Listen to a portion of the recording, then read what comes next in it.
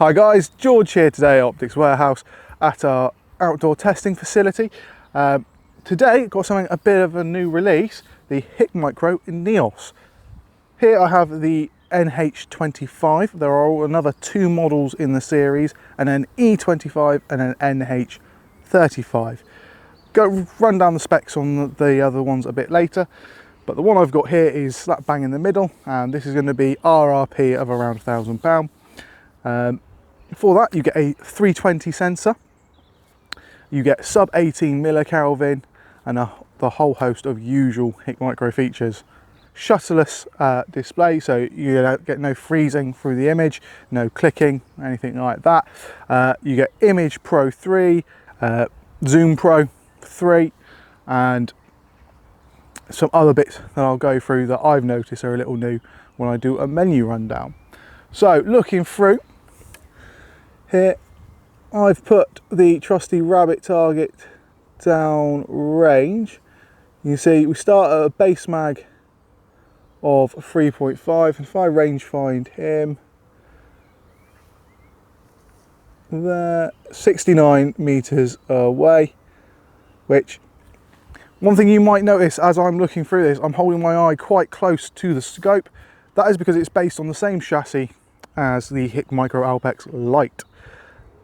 What that means is you do have a shorter eye relief on this compared to, say, the full-size Stellas. So this is squarely aimed at airgun and rimfire users, or very light recoiling centre fires. And so what I've done is I've put a rabbit at that sort of pest control range, 69 meters. And looking through, you can see sticks out nice and clear. I haven't even put the battery on that thermal target. This is just from the sunlight hitting it. It's quite a warm day anyway. So what I do, if I zoom in, starting at 3, just go through that.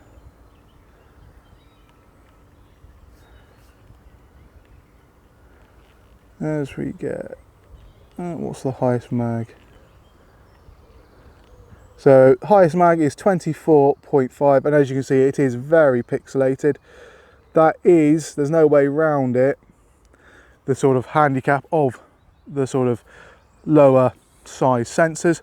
But what it does mean is with smaller apertures or smaller focal lengths, you get a higher base mag.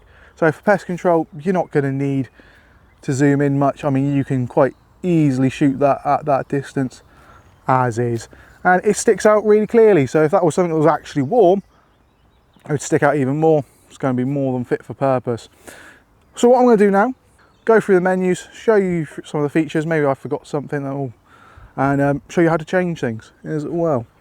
So with all HikMicros, or rifle scopes that is, it's this top turret up here. On the top you've got 3 buttons. You've got a camera button for recording and taking pictures. You've got the sort of 3 lines button, that's your menu button, and then the sort of play symbol, that's rangefinder, and the shutter if you do need to fire it yourself manually. So what I do, press and hold the 3 buttons one, and then that brings up the basic menu. We've got brightness, contrast, PIP or picture in picture, whether you want that on or off, and then advanced menu. Click into that, we've got 0 profiles. As with all HikMicro rifle scopes, you've got A through to E for 0 profiles. So you can have this on a set of quick release mounts, have 0 profiles and ballistics for everything else. Come down, the next one is zeroing. Zeroing on the newer Hiks with the ballistics. That's where the ballistics menu is, I'll get to that in a second. So we've got zeroing 1 here. What this is, you got 1 through to 5. Within each profile, you've got 5 different zeros that you can do, effectively meaning you've got 25 zeros on one scope. Not that many of us have 25 rifles we need a thermal on, but it does give you the option. Then coming down, we've got the bullet, so you can name your projectile, you know, JSB, whatever weight, or RWS, this and that. Just lets you know what you're using. Type, that is your ret choice. As you can see there, I've got white ret, so they're not showing up massively well. But you've got 10 different choices from simple. Well, no, you've got 11 choices from simple to complicated, and I do not understand that one. Back to a more normal one. Then opacity. This is something new on here because they started bringing it in on the Alpex. But basically, how see-through that red is. Let's put it on 5. Then you can change its colour to whatever works for you. I usually like red. And then you got the centre colour. There's usually a dot, but some rets it works better on than others depending on the style and the colour you've already selected.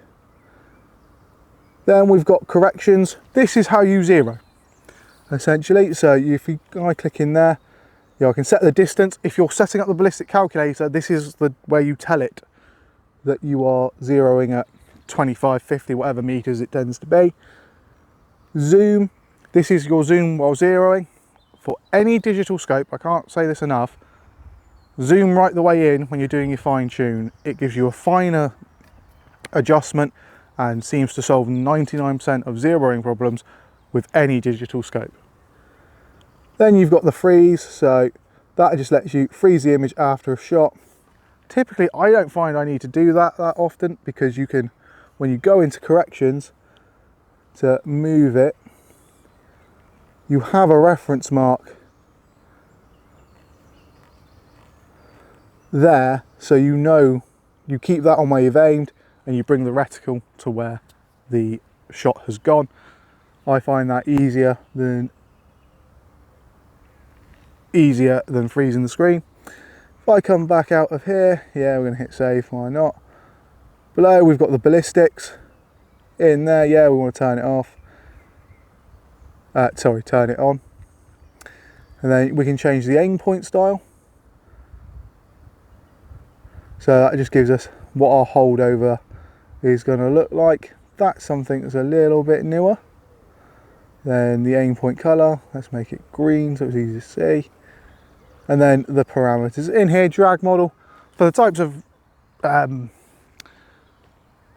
scope this is going to, types of rifle this is going to be on, it's probably going to be G1 for most parts. G7 is really for like hyper ballistically efficient modern centerfires, which this probably isn't going to be going on. Maybe something like a 204 Ruger potentially. Velocity, altitude, temperature, ballistic coefficient, sight height, all the normal stuff. Wind speed, or wind direction, wind speed. That is something newer that came out on the Alpex Pro, is their ballistic calculators are now taking into account wind. To do it in real time, I believe you do it through the app. I'm not 100% sure on that. And then we can just come out of here. Going down, you've got your zoom settings. So here you can have fixed or centered ret, I think it is. Yeah, fixed or centered. So when you zero, obviously the ret moves. This allows you to either have it move more to the center as you zoom in, or keep it fixed over, say, to the right or whatever. And then your zoom settings, so you can have it change the steps that it zooms in. Simple as that. We'll come back out. Pre-record, self-explanatory. Tone, this just shifts whether you have it in a cold tone, which is what we usually do, or a warm tone. Just personal preference. Sharpness, just how sharp your image is. Observation, this is a big one. Changes how things show up or how the algorithm it uses. So if I put it in detection mode there, it makes the rabbit stand out more. Simple as that. Laser rangefinder, whether you want to go in there, whether you want continuous, things like that. Network, for whether you want to connect to your app. Auto screen off. Audio, albums for all your recordings. Hot tracking, basically you turn that on, it puts a little marker on where the hottest point on the screen is. Not most of us use it.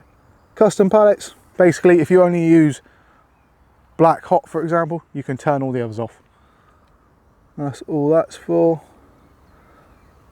ISD, your pitch scale, whether you want the angle indicator on your screen. USB connection, so you can tell it whether you want it to just power from what you've plugged it into or share data with it. DPC, dead pixel correction, shouldn't ever really need to use this, but it is handy. Burn prevention. On the shutterless, I do recommend you have that turned on, because otherwise you've got to remember to manually fire a shutter every now and then just to make sure nothing burns out on the screen. Language, screen style, you can round the screen out or you can have it fully rectangle, it's just personal preference. Date time, date, the units you're in, power off or auto power off.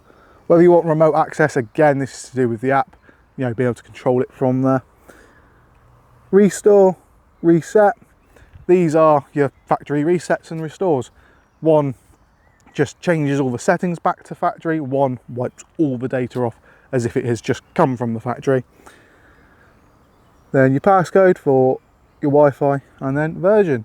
So that's the full menu rundown, and it is very standard HIK with a couple of added features. So the Neos range, I think is going to be a great addition to anyone's thermal lineup. You've got, as I say, the NE25, which that is a 256 size sensor, still sub 18 millikelvin, but it doesn't have the laser rangefinder or ballistics, but we're looking sub 800 quid if I remember correctly. So great entry point into thermal. Then you've got the NH25, which is this one here, which is going to be a great all-rounder for just general pest control, everything up to sort of foxes with smaller powered rifles. And then you've got the NH35, the NH35, which has got a slightly bigger sensor, is going to be basically sort of the cream of the crop, around the £1,500 mark, and going to be a serious contender for a very good scope. I hope you guys found that informative, and if you've got any questions, put it down below.